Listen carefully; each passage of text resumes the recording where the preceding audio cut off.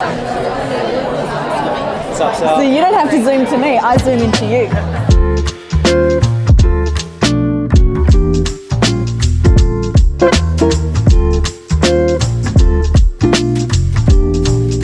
We are at Microsoft Times Square, New York City, at the Entre. I'm looking at the screen. The Women's Entrepreneur Night. And so basically on the panel, we've got 5 women being facilitated by a business owner, a few female investors, and then a few female founders, and a room full of women that I'm sure are in startup or doing amazing things in business.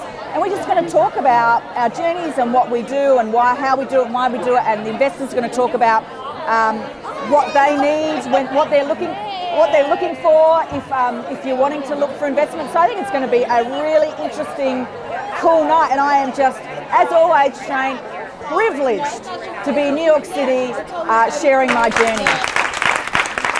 So give us a little background. How did you begin your company? Sure. So I started the business in 2007, and had I had a business advisor or anyone with any brains, they would have definitely told me not to start a business, because basically I had no idea about anything. I had moved to a new location, so I had no network. I had never finished a qualification, so college here, university in Australia. I dropped out of university or college 3 times because I just don't learn that way. But I tried. I went 3 times, and I didn't really have that much experience in my industry, which was basically HR consulting for small to medium business. But the only reason I did it was because I hated the industry so much, and I found HR people so annoying that I felt that I needed to disrupt the space. It was 2007, so it was the start of the global financial crisis. I had no money, no family. I had a 3-month-old baby. And so basically the perfect time to start a business. But I did actually have 2 things, which in hindsight were incredibly valuable. So I had a really clear vision. I knew exactly what I wanted to create. Completely unrealistic, but at the time I was like, I'm going to go international, which I can't believe I'm actually here in New York now because I am international. Who would have thought? But it was ridiculous at the time. And I was going to disrupt the HR industry, and I was going to inspire all these people. And this is what I thought when I was sitting in my spare bedroom that was literally this big with the baby. And so I had this vision that I was just so clear on. And I had this enormous amount of naivety because I never saw any of those things, those adverse things or the lack of. I never thought about them. It wasn't until much later on in my business journey when I started sharing, like people were actually interested in it, that I would say, oh, well, this is how I started. And I think, wow, that was really interesting that I didn't, I had all those things against me, but I just hadn't thought about it. So the naivety was actually one of my biggest assets. Now I've got a lot more on the line, so I try not to be as naive, although I've just come to New York with no idea, so I'm still drawing upon that. But it's a sort of a lack of fear more than anything. So I think it was just all passion and gut and I can do this, which got me going. And I just knew exactly what I wanted to do. And I put my blinkers on. I've never once looked at a competitor. I'm not the slightest bit interested in what anyone else is doing.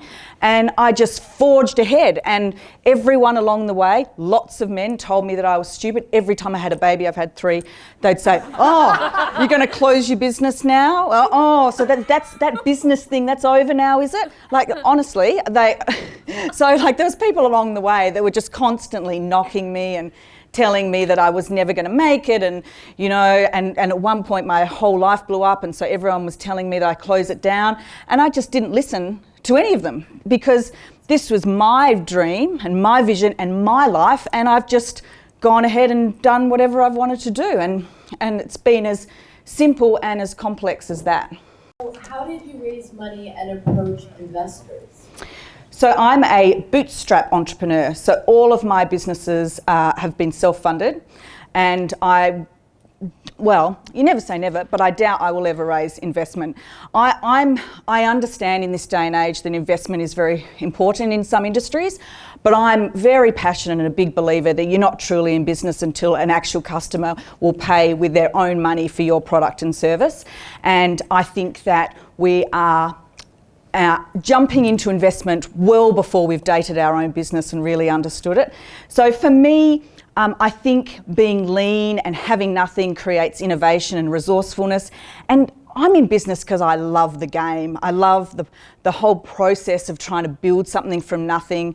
And I get the investment space is a different path, but it's not my path, and it's not for me. And I think this is an important message because there's more than one way to skin a cat. You know, you don't have to go down the investment path. You can self-fund, and I had nothing.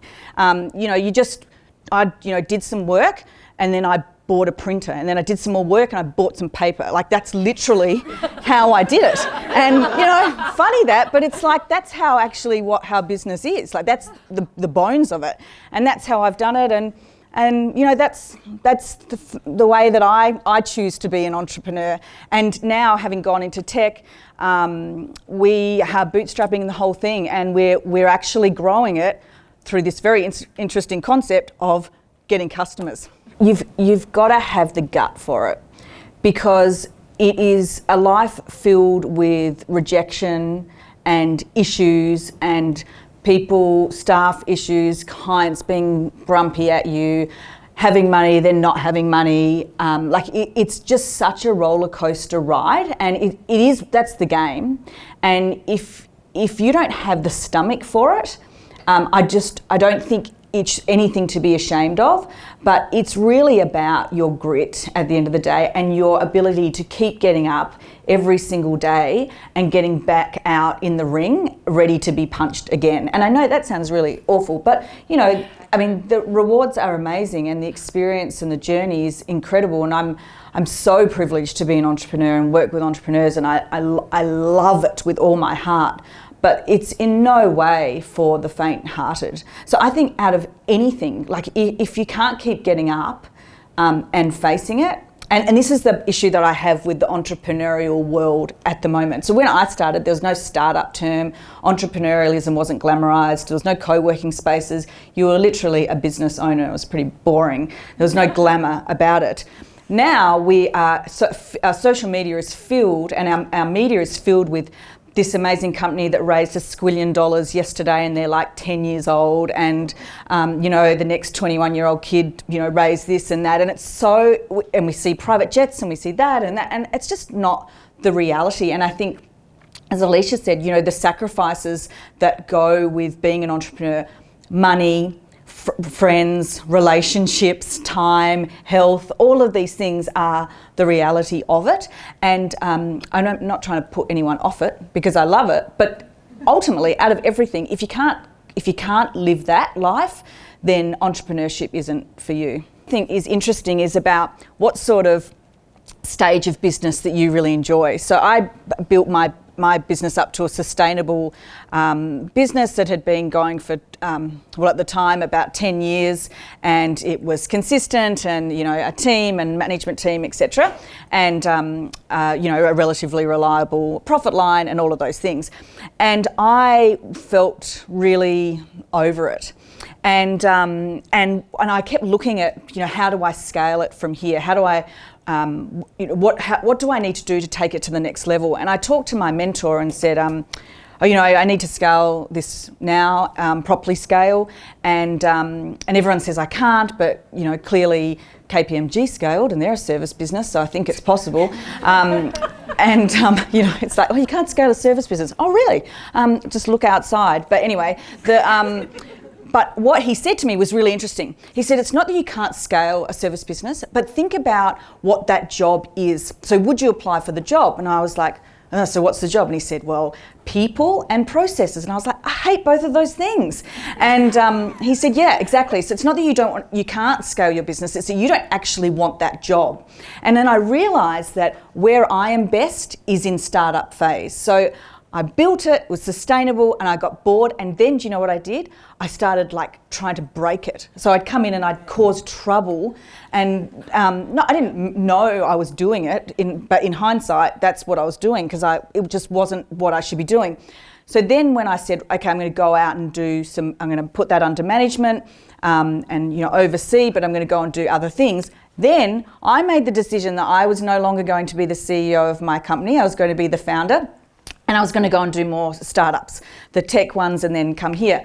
And I was the one that couldn't handle the fact that I was no longer CEO. So I'd go to my board meetings and I was so badly behaved. Like, I even stormed out of one once because I was like, oh, no one wants to hear what I have to say. Like, I only built the company. Like, I was terrible. I was like a toddler with someone else playing with my toy. Like, I was having tantrums.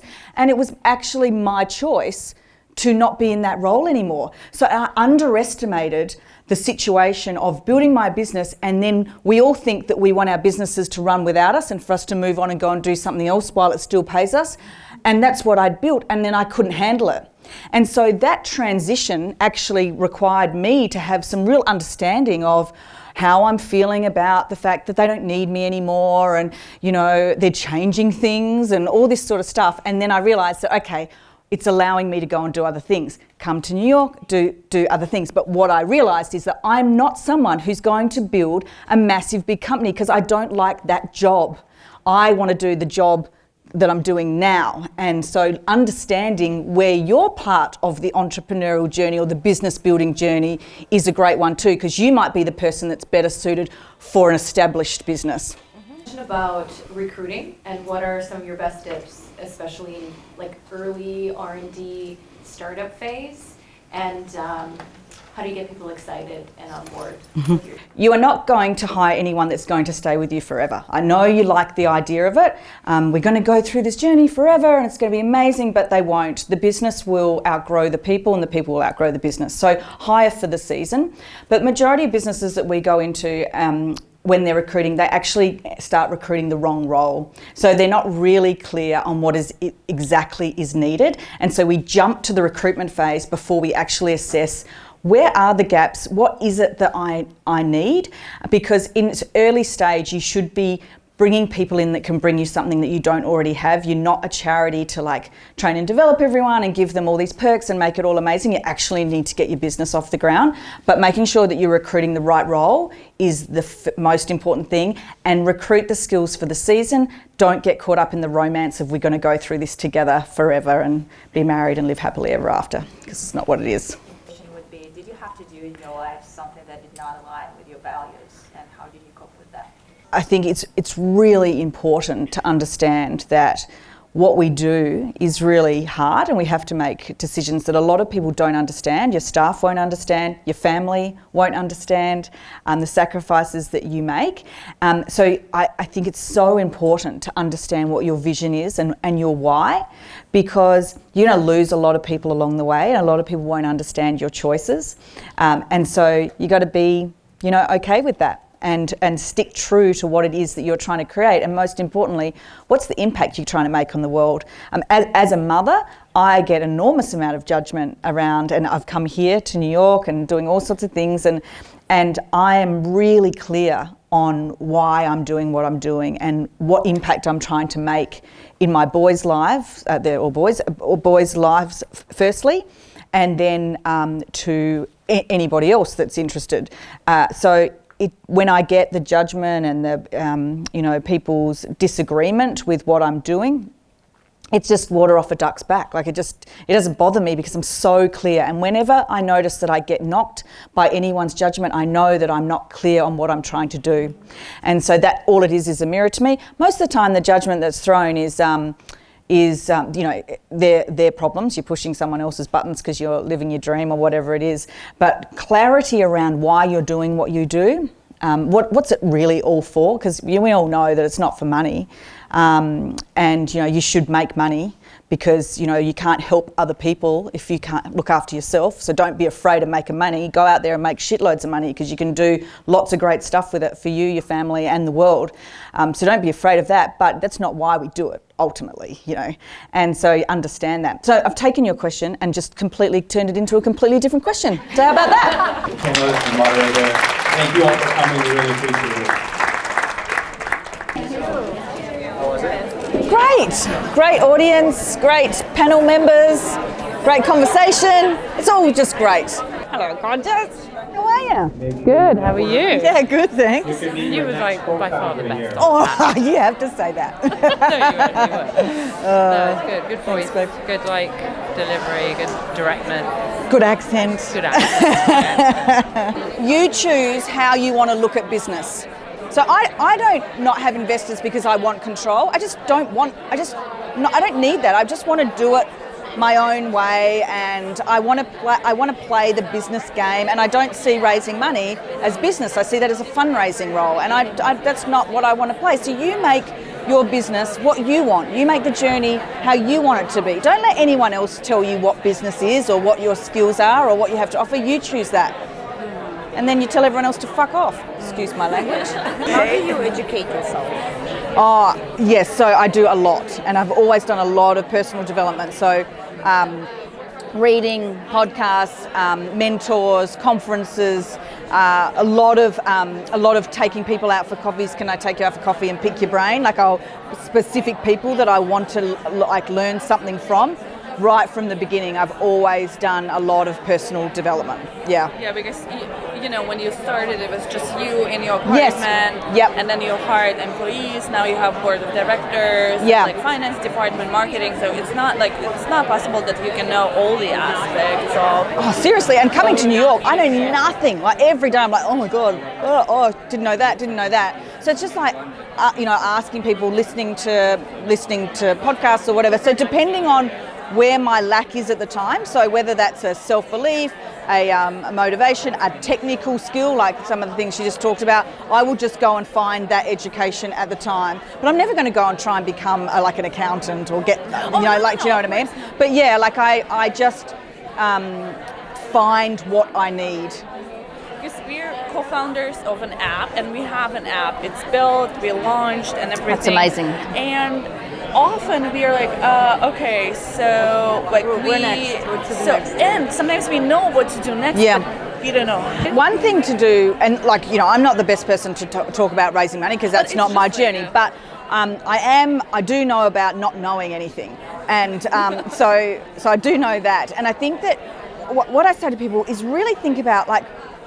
The answer is often, you actually have the answer within you. So if you think about, well, how much money do I raise? Do I need to raise money? We don't need to raise. Yeah, so you go, so why do you need to raise money? So it's like, okay, well, we can't, like, what can we do? Like, what's the next thing that we need to do in our business? How can we do that without money? Yeah, that's what you said. And that's the question that I would be asking yourself regardless, all the time, because that is when you are going to be your most resourceful and your most innovative. Because money makes you make complacent decisions, right? So when I started making money, I started making my biggest mistakes that I had made in my business journey when I had cash, right? Because there was cash there. And I'll do that. Yeah, I'll do that. So I'd do less due diligence. So I'd be more complacent. So I made more mistakes. So because I could. But when I didn't have anything, I had to think about, well, what do I actually need next? And exactly how much do I need, and do I really need to do that, or could I get it another way? Could I get that knowledge or that customer a different way? So like I think you ask more of the right questions when you don't have what you think you need, but actually you may not need it. Now and then, who knows what I want to do, and I just having a go. Like and I think that business is so overcomplicated. People overcomplicate it. I tell myself and every day. It's if not. Something seems complicated, it's wrong. It has to be simple. It's a business. It's simple. It's simple. It's simple. If it seems too complicated, it's like the Like, wrong. If I'm like overthinking it or something. It's really hard. But it's not complicated, and we overcomplicate life and failure and what all this stuff means. And it's like, you know what? Just like work out what you want, and go do that. And don't worry about what anyone else thinks, and just go and do that. And if you stuff it up or you change your mind or it doesn't work, so what? Just go and do something else. Like I think backing yourself and just enjoying the journey of life in whatever it is that you want. You learn anything anyway. Totally. You don't know what you're going to get out of something, and you can't predict until you get there, and then circumstances change. Totally. Yeah. So I've only been a mum and a business owner together, because I started my business when my baby was 3 months old. So I really don't. You don't know anything else. I don't know anything else. And I will tell you, I breastfed all my boys for 13 months each whilst I built the business full time. I'm like thinking, how do you do it? Okay. Yes, so yeah, I know. So 13 months each, all 3 of them, whilst I built the business from scratch. Yep. Because I just decided I was going to. And you made it work. You just Yeah. put it in. So the biggest thing that I did was because like working, during the day and then also feeding, like they're 2 different states, like they're 2 different energies, right? And because the baby responds to your, energy, so if you're stressed, they'll be stressed, that type of thing. And so I would go to work and then I'd be like, it's feeding time. So I'd get in the car and I would turn this really calming music on and I'd get there and I'd take my high heels off and I'd rip my clothes off and I'd calm and then I'd feed. And then I had the baby over and then I'd put some bright lipstick on, I'd get my stilettos on, I'd get in the car and I'd ramp the music up to dance music. And then I'd get into the office and I'd work for 3 hours, get back in the car, put the music really calm, change my state. So you went home, you went back and forth? Yeah. And one of them was in childcare, so I'd go to the childcare centre and feed at the childcare centre and then go back to the office. Oh my God. And you were just like, this is what I'm going to do. You didn't. So, and I would go to meetings and I would have linked everywhere. But you know what? I just made a decision that I wanted to build a business. I wanted to build a business full time, whatever. And I wanted to breastfeed my boys. That was my choice. So I did. That's so Hey. I'm shattered. I'm getting on a plane to Australia. You need to subscribe because there's more and more stuff happening. We're doing more cool things. Webinars will be live streamed on YouTube soon. Webinars going to be live streamed. I'm learning more and more every day that I'm sharing, and we're getting to see more and more of New York City. More tips for small business owners. More no plan B living. So Unconventional Life. Subscribe and let's keep doing this crazy ass journey.